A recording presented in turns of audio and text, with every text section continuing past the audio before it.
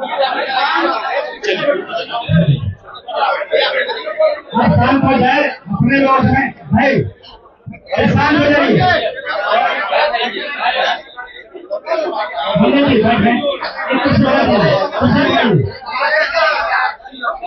थोड़ा सा गलन है थोड़ा सा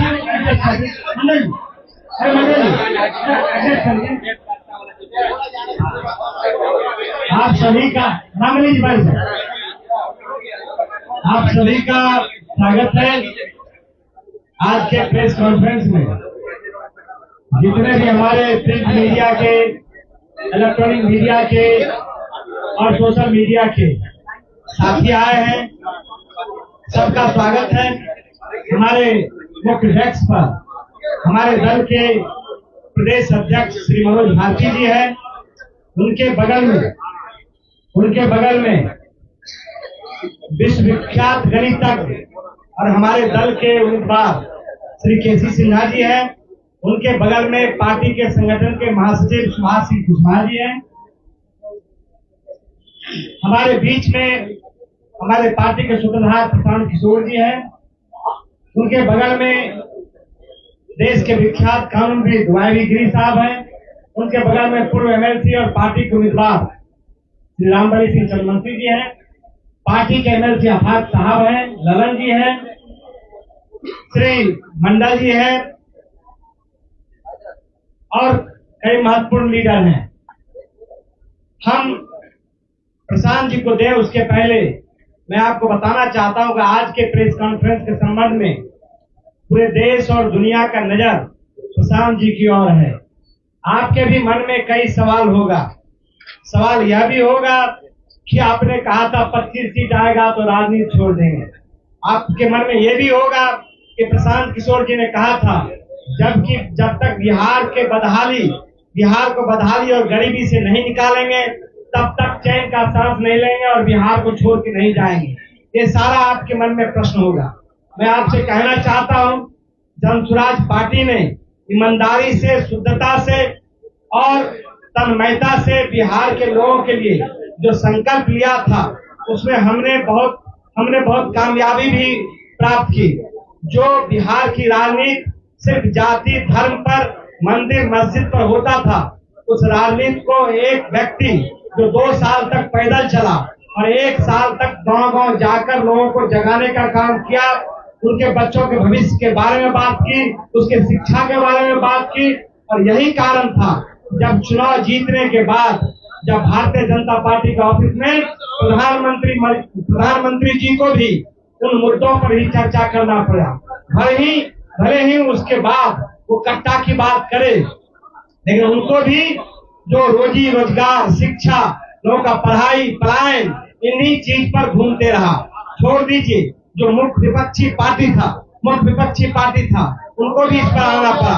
एक बात मैं जरूर कहूंगा, जो बिहार की राजनीति है, आपको लगता होगा जनसुराज को मात्र 3.34% वोट आया है। लेकिन बिहार में ये भी तय हो गया है कि जब तक लालू जी का भय रहेगा तब तक बिहार में वोट का ध्रुवीकरण होते रहा और उसी के चलते जनसुराज की को पराजय का सामना करना पड़ा। मैं सीधे तौर से प्रशांत किशोर जी को देना चाहता हूं।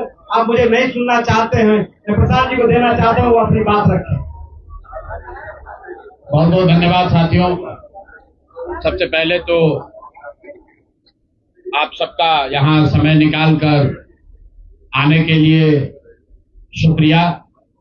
जिस दल को सिर्फ 3.5% वोट मिला है उसकी प्रेस वार्ता में इतने प्रेस के साथी आए हैं तो ये दिखाता है कि कुछ तो काम हम लोगों ने सही किया होगा। हम लोग बिहार आज से 3.5 साल पहले व्यवस्था परिवर्तन के संकल्प से आए थे। एक ईमानदार प्रयास किया है और उसमें बिल्कुल सफलता नहीं मिली, ये मानने में कोई गुरेज नहीं है। व्यवस्था परिवर्तन के जिस अभियान को लेकर चले थे, व्यवस्था परिवर्तन की बात तो छोड़िए, सत्ता परिवर्तन भी हम लोग नहीं करा सके, लेकिन बिहार की राजनीति को बदलने में जरूर थोड़ी बहुत भूमिका हम लोगों की बनी है। तो हम लोगों से जरूर कुछ गलती हुई होगी, हम लोग के प्रयास में, हम लोग के सोच में, हम लोग के बताने के तरीके में जरूर कुछ गलती रही होगी कि जनता ने हम लोगों को नहीं चुना है, जनता ने हम लोगों पर वो विश्वास नहीं दिखाया। तो उसकी जिम्मेवारी जो है वो पूर्णतः मेरी है, प्रशांत किशोर की है, और वो जिम्मेवारी मैं 100% अपने ऊपर लेता हूं कि मैं बिहार की जनता को, अपने साथियों को, इस व्यवस्था से जुड़े हुए लोगों को, जिस प्रयास से हम लोग जुड़े थे, जिस प्रयास को करना चाहते थे, उससे उनका विश्वास उस पर मैं नहीं जीत पाया। हम लोग सामूहिक तौर पर हारे हैं और आत्मचिंतन का समय है, हम लोग भी चिंतन करेंगे। जो लोग जीत कर आए हैं उनको खूब बधाई। जनता ने अपने लिए अपना रास्ता चुना है, अपने लिए सरकार चुन ली है। अब नीतीश जी और भाजपा के लोगों पर जिम्मेवारी है कि बिहार में जिन बातों को लेकर वो सत्ता में आए हैं, बिहार में तरक्की हो, बिहार में भ्रष्टाचार से जो जनता जूझ रही है, भ्रष्टाचार खत्म हो, यहाँ पर लोगों के लिए रोजी रोजगार हो, और सबसे बढ़ के जो मुद्दा है पलायन का, बिहार से पलायन बंद हो।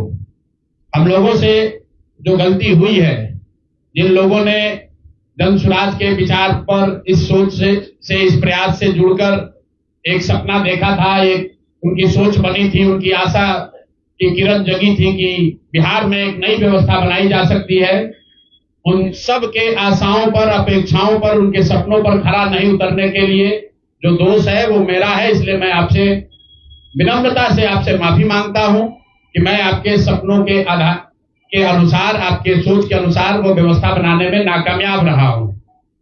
और प्रायश्चित के तौर पर मैं आज से 2 दिन के बाद 20 तारीख को गांधी विद्यारवा आश्रम में जो रास्ता गांधी जी ने बताया है, मैं अपने लोगों को, बिहार के लोगों को ये नहीं समझा पाया कि किस बात पर उनको वोट देना चाहिए, क्यों उनको नई व्यवस्था बनानी चाहिए। तो प्रायश्चित के तौर पर मैं अपने से विद्यारवा आश्रम में 1 दिन का उपवास, मौन उपवास रखूंगा। जो भी जन स्वराज के साथी हैं वो जहां पर है वहां, अगर वो समझते हैं कि हम लोग के प्रयास में, सोच में जो कमी रह गई, उसको सुधार के लिए प्रायश्चित के तौर पर हम लोग 1 दिन का सामूहिक उपवास रखेंगे। मैं खुद विद्यारवा, गांधी आश्रम विद्यारवा में रहूंगा, 24 घंटे का एक उपवास रखेंगे। गलती हम लोगों से हुई होगी, कमी रही होगी, लेकिन हम लोगों ने कोई गुनाह नहीं किया है। गलती हो सकती है, गुनाह नहीं है। वोट नहीं मिलना गुनाह नहीं है। मैं बिहार की जनता के सामने अपने साथियों के साथ बिल्कुल सर उठा के ये कह सकता हूं कि हम लोगों ने गुनाह नहीं किया है। जिस बिहार में पिछले 30-35 साल से सिर्फ जाति की राजनीति हुई है, वहां पर इस समाज में जातियों का जहर फैलाने का गुनाह नहीं किया है। हम लोगों ने बिहार में हिंदू मुस्लिम की राजनीति नहीं की है, लोगों को धर्म के नाम पर बांटने का गुनाह नहीं किया है। हम लोगों ने बिहार की गरीब जनता को, भोले भाले लोगों को पैसा देकर उनका वोट खरीदने का गुनाह नहीं किया है। जिन लोगों ने ये गुनाह किया होगा, अगर वो आज जीत भी गए हैं तो उनको उसका हिसाब देना ही पड़ेगा। वो आज दे या कल दे, वो होगा ही होगा। मैं पिछले 2.5-3 सालों में अपने वक्तव्यों में अक्सर महाभारत के चक्रव्यूह की, अभिमन्यु के वध की कहानी सुनाता रहा हूं। जिस धर्म युद्ध की बात हम लोग करते हैं, पांडवों के साथ स्वयं भगवान थे, स्वयं भगवान कृष्ण थे, फिर भी अभिमन्यु को घेर कर छल से मार दिया गया। लेकिन उसके आगे की भी एक कथा भी है कि अभिमन्यु को मार दिया गया, लेकिन उससे महाभारत नहीं जीता गया। महाभारत जीता तो अंत में वही जो सही रास्ते पर था, जो धर्म के साथ था। तो आप निश्चित जानिए कि जीत तो जन स्वराज की ही होगी। आज जरूर धक्का लगा है और उसके लिए जो कुछ भी कमी है उसको सुधारा जाएगा और उतनी ही ताकत से फिर खड़े होंगे। अगर आप ये कुछ लोग ये सोच रहे हैं कि मैं बिहार छोड़ दूंगा, तो आपका ये भ्रम है। अंग्रेजी में एक फ्रेज है, you are not defeated till you quit. जब तक आप छोड़ेंगे नहीं तब तक आप हार नहीं सकते हैं। तो प्रशांत किशोर की और जन स्वराज में मेरे साथ जुड़े हुए साथियों की बिहार सुधारने की जो जिद है, उस जिद के सामने दूसरा कुछ भी इस जीवन में नहीं है। उस जिद से पीछे हटने वाले नहीं हैं। पूरी ताकत से, पूरी ईमानदारी से लोग कह रहे हैं कि मैंने 3-3.5 साल में बहुत मेहनत किया है, तो जितनी मेहनत करते हुए आपने मुझे 3 साल में देखा है, उससे दुगनी मेहनत करेंगे और पूरी ताकत से लगेंगे। पीछे हटने का सवाल नहीं है। जब तक बिहार को सुधारने के अपने संकल्प को पूरा न कर लें, तब तक पीछे हटने का कोई सवाल ही नहीं है। अब चुनाव के परिणामों को लेकर जो बात है, उस पर बहुत विवेचना हो रही है। आपने भी कहा, बड़े बड़े विशेषज्ञ आकलन कर रहे हैं। कोई बता रहा है कि पैसे से जीत लिया गया, कोई बता रहा है कि लालू जी के डर से ध्रुवीकरण हुआ इसलिए जीता गया, कुछ लोग बता रहे हैं कि जातियों की बात अभी पूरी तरह खत्म नहीं हुई। मैं यहां चुनाव के विश्लेषण के लिए नहीं बैठा, लेकिन एक बात तो बिल्कुल स्पष्ट है कि पहली बार स्वतंत्र भारत के इतिहास में और खासकर बिहार में पहली बार ऐसा हुआ है कि कोई चुनाव जिसमें सरकार ने करीब करीब 40,000 करोड़ रुपया जनता के पैसे को खर्च करने का वादा किया है। और मुझे लगता है कि वही एक कारण है जिसकी वजह से एनडीए को इतना बड़ा बहुमत मिला है। मैं सिर्फ आपके ध्यान में लाना चाहता हूं कि 10,000 रुपए की बड़ी चर्चा हो रही है। लोग बता रहे हैं कि 10,000 पर लोगों ने वोट बेच दिया। बिल्कुल नहीं है, ये बात सही नहीं है। मेरा आज भी ये यकीन है कि 10,000 रुपए के लिए बिहार के लोग अपना वोट, अपना बच्चों का भविष्य नहीं बेचेंगे। अगर 10,000 रुपए को आप जोड़िएगा तो प्रतिदिन 5.5 रुपया हुआ। 5.5 रुपए में कौन अपना वोट बेचेगा? लोगों ने 10,000 रुपए के लिए सिर्फ वोट नहीं बेचा है। आपको देखने, जानने, समझने की जरूरत है। और इस पर यह बहस भी हो रहा है। सत्ता में जो लोग आए वो कह रहे भैया हम तो सरकारी योजना चला रहे थे, जो विपक्ष में है वो कह रहा है हम योजना नहीं चला रहे थे, आप पैसा देके वोट खरीद रहे थे। इसका कोई अंत नहीं है, इस बहस का कोई अंत नहीं है। चुनाव आयोग पर लोग टीका टिप्पणी कर रहे हैं, वो चुनाव आयोग का विषय है। बिहार के बेटा होने के नाते, बिहार के नागरिक होने के नाते मेरा बस एक ही प्रश्न है। हर विधानसभा क्षेत्र में 60 से 62,000 लोगों को कम से कम 10,000 रुपया सीधे तौर पर सरकार ने दिया है। सिर्फ 10,000 रुपया नहीं दिया, ये कहा कि आपको स्वरोजगार के लिए 2 लाख रुपया दिया जाएगा और उसकी पहली किस्त के तौर पर, बयाना के तौर पर 10,000 रुपया उसको दिया गया। और पूरा सरकारी तंत्र लगाया गया लोगों को ये बताने के लिए कि अगर आप एनडीए को वोट देते हैं तो आपको 10,000 रुपए के साथ साथ आने वाले 6 महीनों में 2 लाख रुपए तक की सहायता मिलेगी। इसको करने के लिए पूरा सरकारी तंत्र लगा। जीविका की दीदियों को बैठाया गया। जितने यहाँ पर आशा आंगनवाड़ी सेविकाएं हैं उनकी सैलरी, उनका मानदेय बढ़ाकर उनको जोड़ा गया। लोग कह रहे हैं भैया काडर कहाँ है? मेरे भाई 2 लाख लोगों को, आप ध्यान रखिए, सिर्फ 10,000 रुपए लोगों को नहीं दिया गया है। हर विधानसभा में, मैं बहुत जिम्मेवारी से जो सरकारी आंकड़ा है वही बता रहा हूं, हर विधानसभा में 60 से 62,000 महिलाओं को 10,000 रुपया दिया गया है। करीब करीब 1 लाख आंगनवाड़ी सेविका, आशा वर्कर और ममता की से जुड़ी हुई महिलाओं को करीब करीब सरकार ने 10,000 करोड़ रुपया अलग से दिया है। इसके साथ ही विकास मित्र और टोला सेवकों को 25,000 रुपया एक बार में, और जो लोग प्रवासी मजदूर बाहर से आए उनको 5,000 रुपया दिया गया है कपड़ा के नाम पर। तो कुल मिलाकर 29,000 करोड़ रुपया, करीब करीब 29,000 करोड़ रुपया बांटा गया है। 40,000 करोड़ रुपए की योजनाओं की घोषणा की गई है। अब हम यहाँ इसलिए नहीं बैठे हैं ये कहने के लिए कि इसी वजह से हम लोग चुनाव हार गए।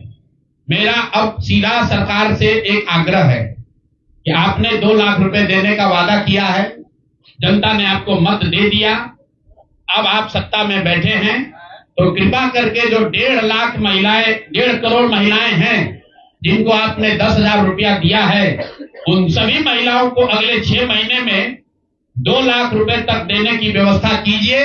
क्योंकि अगर वो हो जाएगा तो बिहार से बेरोजगारी दूर हो जाएगी, बिहार से पलायन बंद हो जाएगा।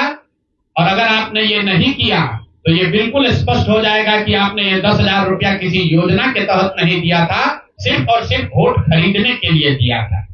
तो वोट खरीदने के लिए पैसा दिया गया है कि किसी योजना के तहत पैसा दिया गया है, सरकारी योजना के तहत, इसका प्रमाण इस बात पर है कि आने वाले 6 महीने में सरकार ने स्वरोजगार के नाम पर जो पैसा जारी किया है, उस क्षेत्र में और पैसा और मदद जारी की जाती है या नहीं की जाती है। हम लोग एक भी विधायक न जीते कोई बात नहीं, जन सुराज। और कई लोगों का सवाल है नीतीश कुमार को 25 सीट आने की बात है, तो मैं आपके सामने घोषणा कर रहा हूं कि जो 25 सीट हमने बात कही थी उस पर बिल्कुल कायम है। अगर नीतीश कुमार ने, उनकी सरकार ने ये वोट खरीदा नहीं है, इनको 2-2 लाख रुपए दे दे, मैं बिल्कुल राजनीति से संन्यास ले लूंगा, उसमें कहीं कोई दिक्कत नहीं है, कहीं कोई दिक्कत नहीं। बिहार के 1.5 करोड़ लोगों को 2-2 लाख रुपया नीतीश कुमार दिलवा दे, मैं मान लूंगा कि हमारे आकलन में गलती थी, हमारी गलती थी। और हमारे आकलन की बात छोड़िए, अगर बिहार से बेरोजगारी दूर हो जाए, पलायन बंद हो जाए, 1.5 करोड़ परिवार, टोटल 2.5 करोड़ परिवार में अगर 1.5 करोड़ परिवार की गरीबी दूर हो जाए, तो प्रशांत किशोर को विधायक बनने की, राजनीति करने की कोई जरूरत नहीं है, हम दूसरा काम कर सकते हैं। तो आपका अगर ये सवाल है कि 25 सीट की बात है, बिल्कुल 25 सीट से ज्यादा नीतीश कुमार को ना आना चाहिए था, ना आता। एक ही फैक्टर है, ये पैसा बांटकर जो वोट आपने खरीदा है, खरीदने का आप पर इल्जाम है, तो इसको आप इतने 20 साल से आप मुख्यमंत्री हैं, तो आप इस इल्जाम को धो दीजिए। अगले 6 महीने में 1.5 करोड़ लोगों को, 1.5 करोड़ परिवार को स्वरोजगार की व्यवस्था कर दीजिए। और अगर नहीं कीजिएगा तो हम लोग यहीं पर हैं। मैं आपके सामने एक नंबर जारी कर रहा हूं, मेरा अपना व्यक्तिगत ऑफिस का 91-216 जितने लोग हैं, जिनको भी 10,000 रुपया का बयाना नीतीश कुमार सरकार ने, अधिकारियों ने जीविका की दीदियों के माध्यम से दिया है, इस आश्वासन के साथ कि अगर आप नीतीश कुमार को, एनडीए को वोट देंगे तो आपको 2 लाख रुपया 6 महीना में मिलेगा। तो मेरे भाई, अब समय चालू हो गया, आप आ गए हैं सत्ता में और हम लोग आराम से बैठे हुए हैं बिहार में। हर वो महिला, हर वो परिवार जिसको 2 लाख रुपया नहीं मिलता है, आप प्रशांत किशोर से संपर्क कीजिए, आप जन सुराज से संपर्क कीजिए। अब सलाह का समय खत्म हुआ, अब संघर्ष का समय शुरू होगा। हमने 3.5 साल लोगों को सलाह दिया है, हमने 3.5 साल लोगों को जाकर घर घर हाथ जोड़ा है, कभी वोट नहीं मांगा। लोगों को यही कहा कि अपने बच्चों के लिए वोट दो, अच्छे लोगों को जिताओ। लोगों ने अपने हिसाब से अच्छे लोगों को जिताया है। जिन मुद्दों पर जिताया है उसका मैं स्वागत करता हूं कि स्वरोजगार ही सबसे ज्यादा जरूरी है। उसका वादा एनडीए की सरकार ने किया है, नीतीश कुमार ने किया है और 10-10 हजार रुपया बानगी के तौर पर, एडवांस के तौर पर उन महिलाओं को दिया है। तो अब अगले 6 महीना में उन सभी महिलाओं को, उन सभी परिवारों को नीतीश कुमार की सरकार स्वरोजगार का अवसर दे, उनको 2 लाख रुपए की मदद दे, ताकि वो 1.5 करोड़ परिवार के लोग बेरोजगारी से बाहर निकल सके, गरीबी खत्म कर सके और उनके बच्चे गुजरात में, तमिलनाडु में जाकर मजदूरी न करें। और अगर ये नहीं होगा तो हम लोग तो विधानसभा में हैं नहीं। जनता ने जो आदेश दिया है कि गांव गांव घूमिए और लोगों की मदद कीजिए, तो जिनको भैया ये 2 लाख न मिले वो प्रशांत किशोर के पास चले आइए, जन सुराज के साथियों के पास आइए। आपकी आवाज बनकर, आपके साथ खड़े होकर ब्लॉक, पंचायत, डिस्ट्रिक्ट के ऑफिसेज में, सरकारी दफ्तरों में हम लोग चलेंगे।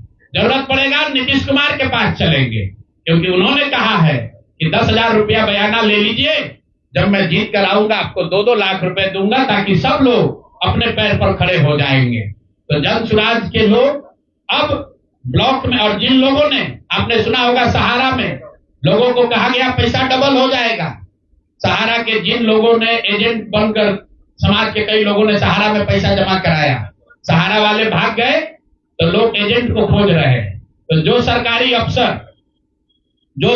अफसर नेतागिरी कर जिन लोगों ने किया है, सरकार की ओर से आश्वासन दिया है कि हम लोग आपको रोजगार देंगे, 2 लाख रुपया देंगे, जो जिन जीविका की दीदियों ने एक एक महिला को जाकर समझाया है, बूथ पर बैठकर वोट दिलवाया है, सिंबल सिखाया है, क्रमांक संख्या बताया है, वो जीविका की दीदियों की जिम्मेवारी है कि जिनको आपने ये काम कराया है, जिनके बच्चों का भविष्य आपने 10,000 रुपया में आपने सौदा कराया है, उनको पैसा मिले।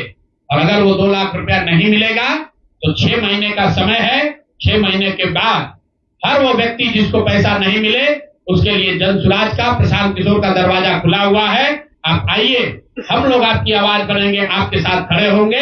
हम लोग विधायक सांसद नहीं है, लेकिन समाज में हमारी ताकत जो आवाज है, आपके आशीर्वाद से वो आवाज आपके साथ जोड़ेंगे और हर हालत में आपको ये 2 लाख रुपया मिले, इसकी लड़ाई को जारी रखेंगे। दूसरी बात जो करके मैं खत्म करूंगा, चुनाव से पहले सरकार के भ्रष्टाचार को लेकर, भ्रष्टाचारी मंत्रियों को लेकर इसी जगह पर हम लोगों ने कई प्रेस कॉन्फ्रेंस किए हैं। नीतीश कुमार को कभी व्यक्तिगत तौर पर बेईमान नहीं बताया गया है, भ्रष्ट नहीं बताया गया है, लेकिन हम लोगों का ये मानना था कि नीतीश जी का स्वास्थ्य अच्छा नहीं है, अगल बगल के लोग लूट रहे हैं, चला रहे हैं। अभी परिणाम आए हैं, नीतीश जी को देखकर लग रहा है कि नीतीश जी बिल्कुल स्वस्थ दिख रहा है। तो अब मेरी उनसे अपेक्षा है कि 2 दिन के बाद अभी मंत्रिमंडल बनने वाला है। कल प्रधानमंत्री जी ने भी कहा है कि बहुत बड़ी जिम्मेवारी है, हम लोग इलेक्शन मोड में नहीं, इमोशनल मोड में हैं। तो उसी इमोशनल मोड में मेरी आपसे अपेक्षा है कि भारतीय जनता पार्टी की लीडरशिप और नीतीश कुमार एक ऐसा स्वच्छ मंत्रिमंडल बनाएं जिसमें कोई दागी मंत्री न हो, कोई भ्रष्टाचारी न हो। जनता ने आपको सरकार बनाने का मैंडेट दिया है, भ्रष्टाचार करने का, भ्रष्टाचारियों को सरकार में शामिल करने का मैंडेट नहीं दिया है, भ्रष्टाचार करने का मैंडेट नहीं दिया है, लूटने का मैंडेट नहीं दिया है। तो मैंडेट, बिल्कुल मैंडेट का सम्मान है। जनता लोकतंत्र है, जनता मालिक है, जनता ने जिनको सत्ता में बैठाया है वो सत्ता में बैठे, लेकिन सत्ता में बैठकर लूटने का मैंडेट जनता ने नहीं दिया है। तो मेरी अपेक्षा है कि नीतीश जी, माननीय प्रधानमंत्री मोदी जी, अमित शाह जी, जिन्होंने बिहार की जनता को ये बताया है कि हम आपका विकास करेंगे, आपके बच्चे अब गुजरात नहीं जाएंगे मजदूरी करने, तो भाई अब आपकी जिम्मेवारी है ऐसा मंत्रिमंडल बनाइए ताकि बिहार के लोगों का पलायन बंद हो, यहाँ से बेरोजगारी खत्म हो और जो पिछले 5 साल से लोग भ्रष्टाचार से जूझ रहे हैं वो आगे भ्रष्टाचार न हो। मेरी बात यहाँ खत्म हुई। अब आपके जो सवाल हैं वो आप सवाल कर सकते हैं। बहुत बहुत धन्यवाद।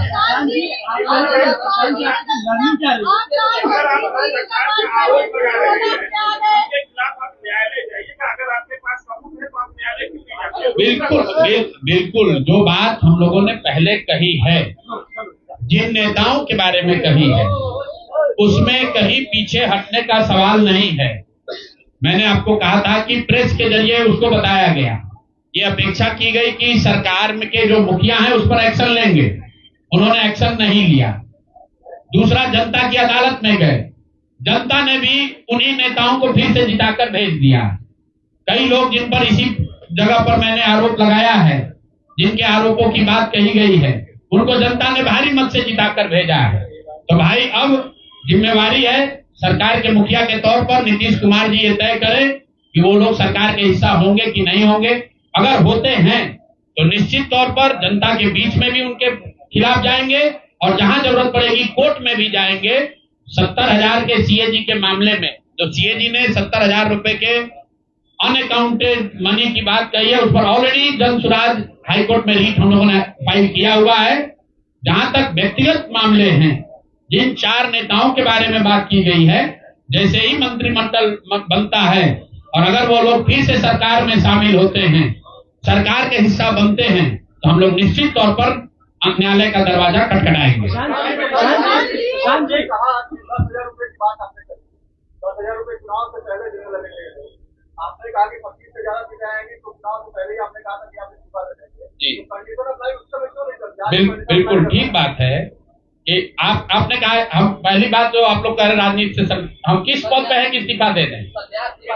सुन रहे हैं, आ रहे हैं, किस पद पर है कि इस्तीफा दे दें? आप एक मिनट, आपने सवाल, एक मिनट दिए, आपने सवाल किया है, जायज बात है। आपने कहा था कि 25 से ज्यादा आएगा तो आप संन्यास ले लें। तो भैया किस पद पर हैं जिससे मैं इस्तीफा दे दूं?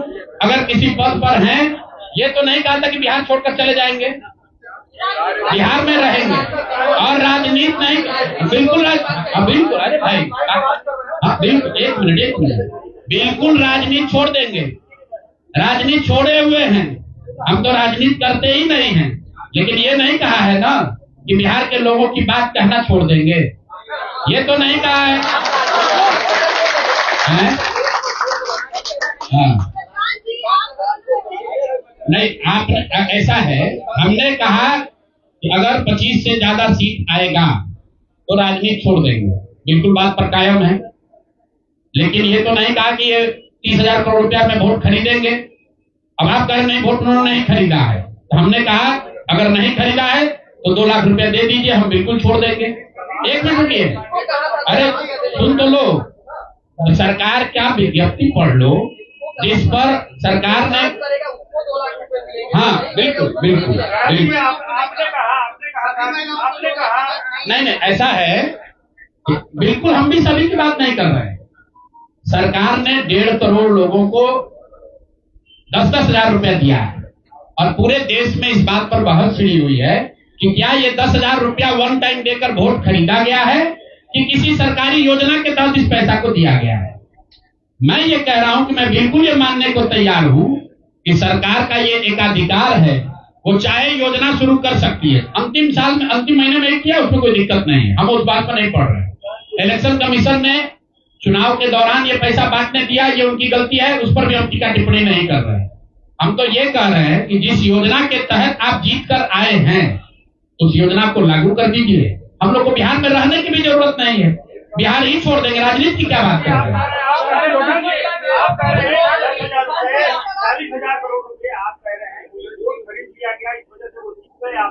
ना हम नहीं हारे, हम हारे नहीं, हम तो रेस में ही नहीं है, हम तो रेस में ही नहीं है। हम आपको ये बता रहे हैं कि जो बात नीतीश कुमार के जीतने की है, जीत और हार के बीच में एक ही बात है कि क्या नीतीश कुमार जी ने, उनकी सरकार ने ये हर विधानसभा में 60,000 वोट 10,000 रुपया देकर खरीदा है कि नहीं खरीदा है, इस पर बात है। और मैं ये एक मिनट रुकिए, चुनाव से पहले ही कहा है, चुनाव के पहले ही की बात हो रही है।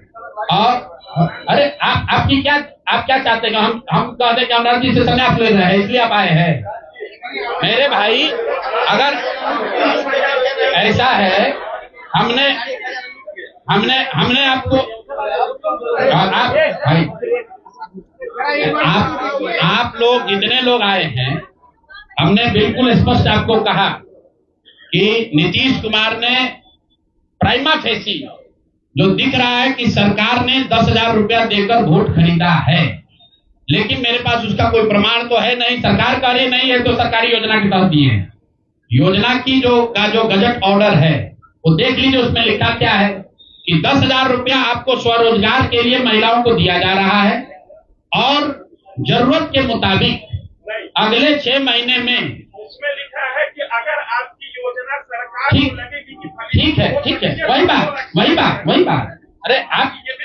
अरे भाई, हम हिंदी में लिखा है, उसको फिर से जारी कर देंगे, सब लोग पढ़ लेगा।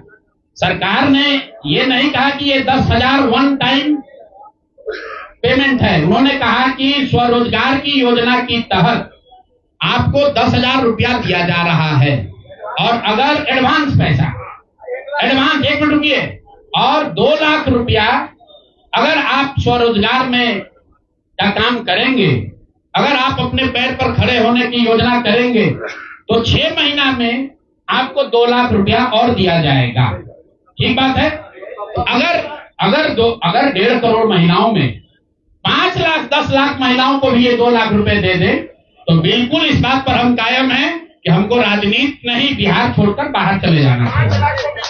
बिल्कुल। अब फिर अब 5 लाख 10 लाख की बात नहीं है भाई।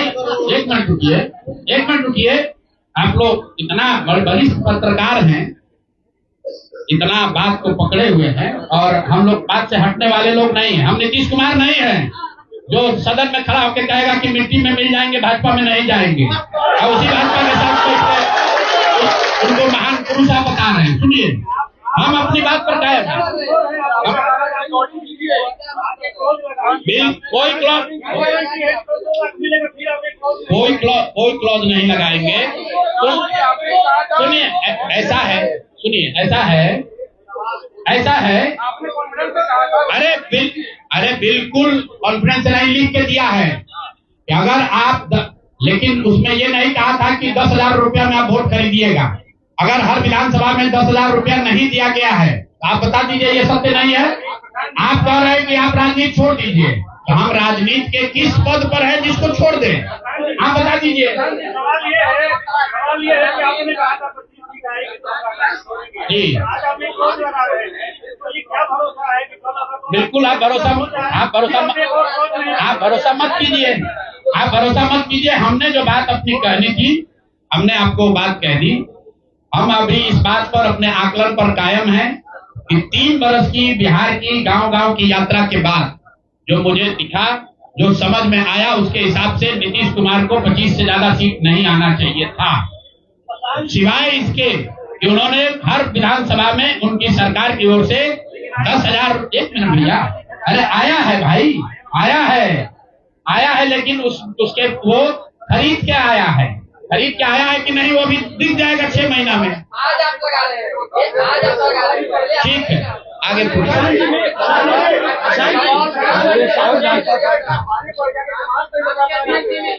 बिल्कुल, ये हमने आपको अपने वक्तव्य में कहा कि हम लोग बिल्कुल असफल साबित हुए। हमने जो बात यहाँ बिहार के लोगों को बताई वो लोगों को समझ में नहीं आया, लोगों को स्वीकार्य नहीं है। हम अपनी गलती मान रहे हैं, लेकिन जो मैंने आपको कहा कि वोट नहीं मिलना, सुनिए, वोट नहीं मिलना गुनाह नहीं है, वोट नहीं मिलना क्राइम नहीं है। हमने भ्रष्टाचार नहीं किया है, हमने हिंदू मुस्लिम नहीं किया है, हमने जाति की राजनीति नहीं की है, हमने वोट नहीं खरीदा है। चलिए आगे बढ़िए। पूरे प्रेस वार्ता में एक ही व्यक्ति को नहीं पूछेंगे।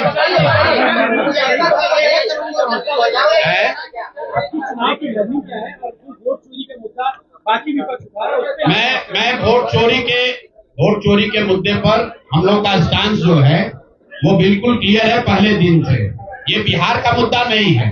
जो चुनाव की पूरी प्रक्रिया है उसमें वोटर लिस्ट बनने से लेकर आचार संहिता के अनुपालन का, वोटिंग के दिन के, जैसे यहाँ पर आप जीविका की दीदियों को बाकायदा आपने मोबिलाइजर बनाकर सरकारी व्यवस्था के तहत बूथ में बैठाया है। तो पूरे वोटर लिस्ट बनाने की प्रक्रिया, आचार संहिता के अनुपालन की प्रक्रिया, वोटिंग के दिन जो हो रहा है वो, उसमें सरकारी तंत्र का इस्तेमाल, दुरुपयोग या उपयोग, और वोटिंग के बाद जो महाराष्ट्र से लगातार दिख रहा है कि अंतिम 2 घंटे में 15%, 20% एक्स्ट्रा वोट होना, फिर चुनाव आयोग का उसका डिटेल नहीं जारी करना, और 3 दिन के बाद ये बताना कि इतना वोट हो गया। ये बड़े मुद्दे हैं। हम लोग बहुत छोटी पार्टी हैं, हम लोग को तो इतना नहीं ताकत है, लेकिन आपके माध्यम से मैं ये जरूर देश के विपक्ष को ये कहना चाहूंगा कि इस पर गंभीरता से बात करने की, और इसको जरूरत पड़े तो सुप्रीम कोर्ट में ले जाने की जरूरत है कि आज की तारीख में, आज की स्थिति में जो आचार संहिता पहले से बना हुआ है वो कितना कारगर है या नहीं कारगर है। अगर सिर्फ इसमें वोटर रोल की बात नहीं है, SIR सिर्फ वोटिंग रोल की बात है, लेकिन जिस तरह से वोटिंग हुई है, आप बताइए कि सुरक्षा कर्मियों में होमगार्ड को यहीं पर इसी बिहार में लालू जी की जब सरकार थी, TN सेशन का जमाना था, उन्होंने कहा था कि नहीं, कोई लोकल आदमी यहाँ चुनाव की प्रक्रिया में हिस्सा नहीं लेगा, होमगार्ड का कोई आदमी हिस्सा नहीं लेगा। उसी बूथ पर आप आज के चुनाव आयोग ने उस जीविका दीदी को बैठाया है जिसको एक तरीके से सरकार ने कॉन्ट्रैक्ट दिया है कि आपको इतने लोगों को वोट दिलवाना है। मैं आपको एक उदाहरण देता हूं। मधुबनी विधानसभा क्षेत्र है, मैं डिटेल में नहीं जाना चाहता था, लेकिन आप पूरे रहे। मधुबनी विधानसभा क्षेत्र है, वहां से उपेंद्र कुशवाहा जी के पार्टी के उम्मीदवार चुनाव जीत कर आए। मैं पूरे यहाँ पर जितने मीडिया के साथी हैं, जितने यहाँ चुनाव के विशेषज्ञ हैं, आप भी यूट्यूबर हैं, मैं दावा कर रहा हूं आज हो 5 महीने के बाद हो, आप मधुबनी विधानसभा क्षेत्र में जाइए, वहां पर एनडीए के प्रत्याशी को 1 लाख से ज्यादा वोट आया है। एनडीए को वोट मिला, 10,000 रुपए के लिए मिला, नहीं मिला छोड़िए। हम इस बात से दंग हैं कि मधुबनी में कितने लोग ऐसे हैं वोटर जो कि उपेंद्र कुशवाहा जी के पार्टी का सिंबल भी जानते हैं। भाई एलायंस वोट तो उनके पार्टी के सिंबल को पड़ा है ना, एलायंस का कोई सिंबल नहीं है। तो आखिर रातों रात पूरे मधुबनी क्षेत्र में, और क्या हुआ मैं नहीं कह रहा हूं, मैं आपको और आपके जरिए पूरे देश के लोगों को ये बताना चाहता हूं कि जो भी लोग सर्वे, सेफोलॉजी, पत्रकारिता, राजनीति में इंटरेस्ट रखते हैं, आप सैंपल के तौर पर कोई 5 कंस्टिट्यूएंसी उठा लीजिए और जहां पर भाजपा और जदयू के उम्मीदवार नहीं लड़ रहे थे, वो दल लड़ रहे थे जिनका कोई सिंबल भी नहीं जानता है, नाम भी नहीं जानता है, उसको 1 लाख, 1.25 लाख वोट कैसे आया है? हमारे पास कोई प्रमाण नहीं है कि वो वोट कैसे आया, लेकिन राजनीतिक सामाजिक क्षेत्र में जुड़े होने के नाते ये आश्चर्य का विषय है कि जिस मधुबनी क्षेत्र में लोग ये नहीं जानते हैं कि कौन सा प्रत्याशी लड़ रहा है, कौन सा पार्टी लड़ रही है, उस पार्टी का सिंबल क्या है, उसको 1.25 लाख वोट आया है, और जो लोग वहां जीवन भर राजनीति कर रहे हैं उनको वोट नहीं आया। संभव है, उनको इतना समर्थन है, लेकिन मेरा आपसे आग्रह ये, भाई देखो, 1 मिनट रुक, आपका सवाल 10 ले चुके हैं, और भी तो लोग हैं, आपका एक और ले लेंगे, आप बैठिए, ऐसा मत घबराइए, हम यहाँ बैठे हुए हैं। और मेरा आपसे अनुरोध है, मैं कोई आरोप नहीं लगा रहा हूं, लेकिन मधुबनी जैसे 5 सीट का मैं आपको हवाला देना चाहता हूं, जहां पर चुनाव के 12 दिन 15 दिन पहले ये तय हुआ कि कौन पार्टी चुनाव लड़ेगी, उस पार्टी का नाम कोई नहीं जानता है, उसका सिंबल कोई नहीं जानता है, और 1,20,000 वोट अगर किसी विधानसभा में आ रहा है, इसका मतलब है कि हर घर से 2 से 3 वोट आया है। आपको आंधी दिखनी चाहिए वहां पर। ये मतलब विधानसभा के स्तर पर 1,20,000 वोट लाना साधारण बात नहीं है। 1,20,000 वोट आया है, कैसे आया है? इसकी 2 ही वजह हो सकती है, या तो जो 60,000 लोगों को आपने 10-10,000 रुपया दिया और उन लोगों ने ये जिम्मेवारी ली कि भाई 10,000 रुपया हमको मिला है, मैं और अपने घर के लोगों को वोट मैं दिलवाऊंगा या दिलवाऊंगी, या फिर कोई ऐसी बात है, अदृश्य शक्ति है जो हम लोग को हमारे समझ से बाहर है कि भाई कैसे ये संभव है। और मैं ये नहीं कह रहा हूं कि वहां वोट कैसे पड़ा, मैं आपको खुली चुनौती दे रहा हूं, आज चलिए मधुबनी। मैं 3 दिन से प्रेस इसलिए नहीं कर रहा हूं कि मैंने अपने लोगों को वहां भेजा है, और मधुबनी में मैंने कहा भाई पूछो तो कि उपेंद्र कुशवाहा जी के पार्टी का सिंबल क्या है। 30% लोग को सिंबल नहीं मालूम है कि सिंबल क्या है, और उनको 1 लाख से ज्यादा वहां वोट आया है। मुझे उपेंद्र कुशवाहा जी से कोई लड़ाई नहीं है, उनको उनके पार्टी के प्रत्याशी से कोई मुझे लेना देना नहीं है। मेरा सिर्फ ये कहना है कि ऐसी कौन सी विधा है कि हम लोग 3-3 साल का एक विधानसभा में घूम रहे हैं, लोगों को ये नहीं मालूम है कि जन स्वराज का चुनाव चिन्ह क्या है, और ये लोग 10 दिन चुनाव के पहले आए, उस पार्टी का नाम मधुबनी शहर में लोग नहीं जानते हैं, उस पार्टी का सिंबल घर घर पहुंच गया और उसको 1,20,000 लोगों ने वोट दे दिया। तो मेरे भाई, ये बहुत बड़ी चुनाव की विधा है। ये बताइए कि तो दूसरे की बात है, आपकी रणनीति में क्या कहीं चूक हुई? भारी चूक हुई। मैंने आपको पहले कहा कि भारी चूक हुई, और जो भी चूक हुई है उसको सुधारने के लिए पूरी ताकत लगाएंगे, फिर से बैठेंगे, ड्राइंग बोर्ड पर जाएंगे और देखेंगे कि जो चूक हुई है उसको कैसे सुधारा जाए। लेकिन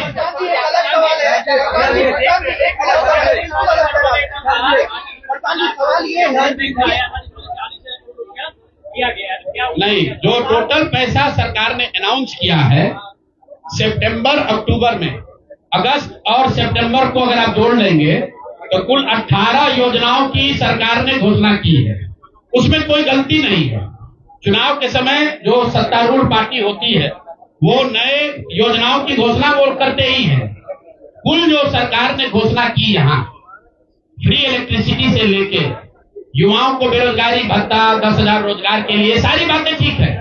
इसका टोटल बजट हुआ 40,000 करोड़। 40,000 करोड़ में से 29,000 करोड़ रुपए की योजना सरकार ने रोल आउट की। 11,000 करोड़ को तो शुरू ही नहीं किया, और इस 29,000 करोड़ में से जो सबसे बड़ी योजना है वो है स्वरोजगार की योजना, जिसमें हर विधानसभा क्षेत्र में 60 से 62,000 परिवारों में एक महिला को 10,000 रुपया दिया गया। और ये कहा गया, सिर्फ 10,000 रुपये को लोगों ने वोट नहीं दिया गया, लोगों को ये कहा गया कि अगर आप वोट देते हैं तो आपको आने वाले समय में 2 लाख रुपए तक की राशि स्वरोजगार के लिए मिलेगी। और इसको करने के लिए इसको करने के लिए सरकार ने जीविका दीदी का पूरा जो नेटवर्क है, 1 लाख से ज्यादा जीविका की दीदियों को और आंगनवाड़ी सेविकाओं को, आशा वर्कर को, और जो टोला सेवक है, विकास मित्र है, उनको लैपटॉप खरीदने के लिए 25,000 रुपया दिया गया 1 टाइम। अब आप बताइए कि जो टोला सेवक है, जो विकास मित्र है, जिसको आपने 25,000 रुपया दिया है, वो जो लैपटॉप या आईपैड खरीदेगा, उससे बिहार सरकार की योजना का दलितों का क्या सुधार होगा वो सरकार को बताना चाहिए।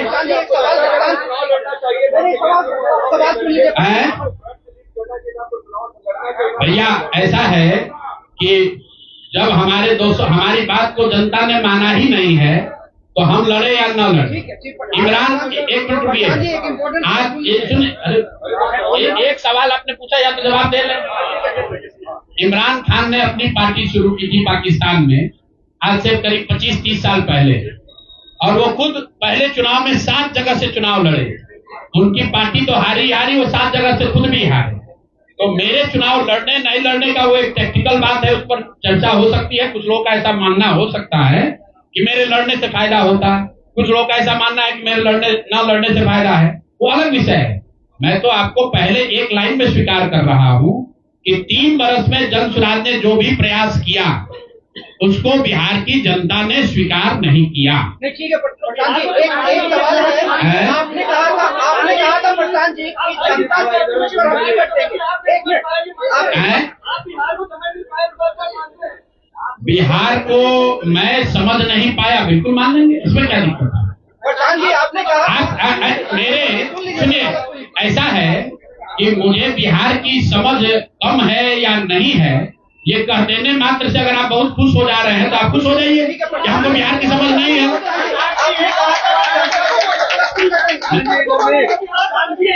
मेरे भाई ऐसा है, अगर हमने हमारे आप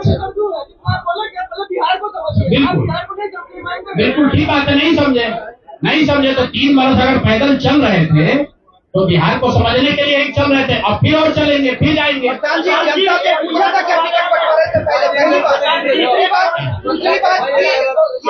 कई प्रत्याशियों ने आरोप लगाए टिकट वितरण पे सवाल खड़े किए थे, क्या लगता है जनता उससे भी डाइवर्ट हुई कि प्रशांत किशोर कहा? अच्छा ऐसा है, बस सुन लीजिए, ऐसा है पूरे चुनाव के दौरान मैंने आपको पहले कहा कि हमसे गलती हो सकती है लेकिन हम लोगों ने गुनाह नहीं किया। आप लोग जो बात कर रहे हैं वो इस अंदाज में बात कर रहे हैं जैसे प्रशांत किशोर ने कोई गुनाह कर दिया है, बिहार को सुधारने का प्रयास करके कोई गुनाह कर दिया है, और आप लोग आए हैं हमारा यहाँ पर पोस्टमार्टम करने। तो आप लोगों का स्वागत है।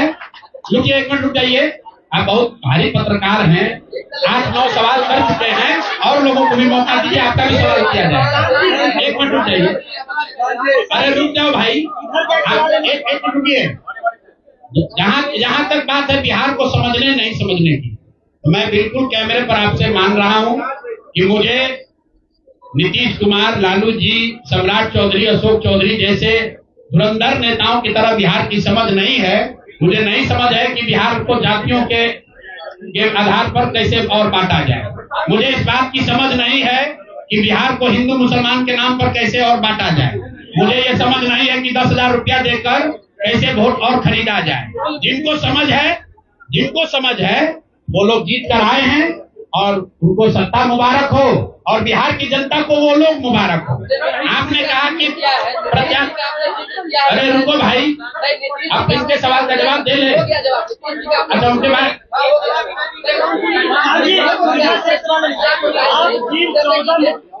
आप जिन 14 मुख्यमंत्री को बनाने की बात कर रहे थे, क्या आपको लगता है कि आपका उनमें अहम योगदान रहा है? खास करके बिहार के कोई योगदान नहीं है। आप लोग जो हम लोग बोलते रहे हैं उसको जाकर देख लीजिए। आपने कहा कि उम्मीदवार गलत चुने हैं। यहाँ जितने लोग बैठे हुए हैं, हमारे बगल में केसी सिन्हा जी चुनाव लड़े हैं कुमरार से।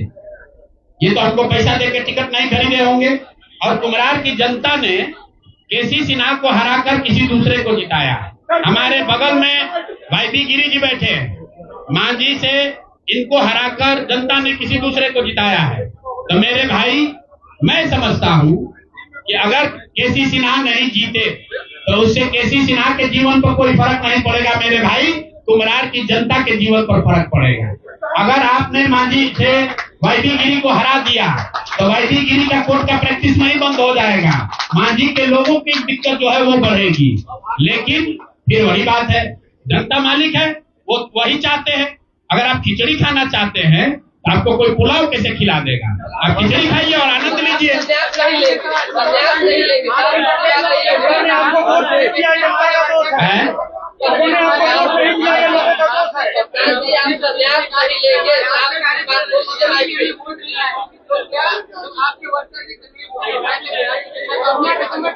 नहीं, ठीक बात है। हमने आपको पहले कहा कि जो कुछ भी हम लोगों ने प्रयास किया उसमें जनता को हम लोग नहीं समझा पाए और उसका दोष हम पर है, उसकी जिम्मेवारी हम लोगों पर है।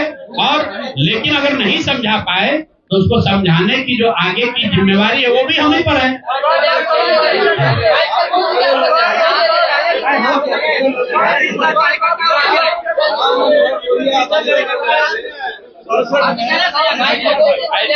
ऐसा है, आप भी बिहार के ही हैं और इतना भी नहीं उद्वेलित होइए, इतना भी मत उछलने लगिए कि जैसे हम लोग सब एकदम खत्म है। आपकी बात तो सुन लिया गया, आपको अलग से साक्षात्कार चाहिए।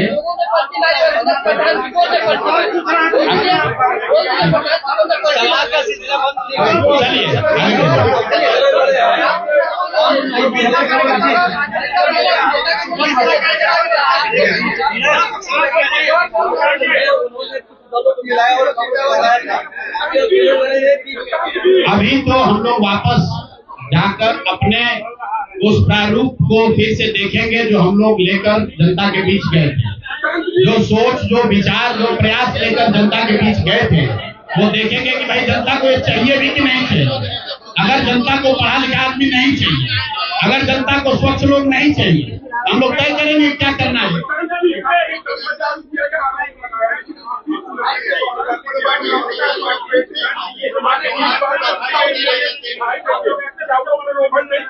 तो लोग देखिए, चुनाव के दौरान वादा करना एक बात है और किसी को रुपया दे देना दूसरी बात है।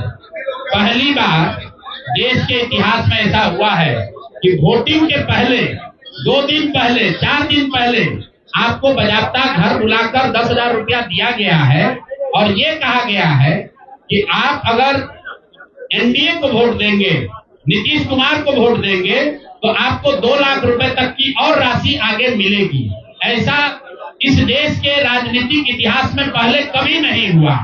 ऐसा कभी नहीं हुआ है कि आचार संहिता के बाद, आचार संहिता लागू होने के बाद आप एक विधानसभा क्षेत्र में 60 से 62,000 महिलाओं को 10-10 हजार रुपया दे रहे हैं और आप राजनीतिक सुचिता की बात करते हैं। ये बात उचित नहीं है।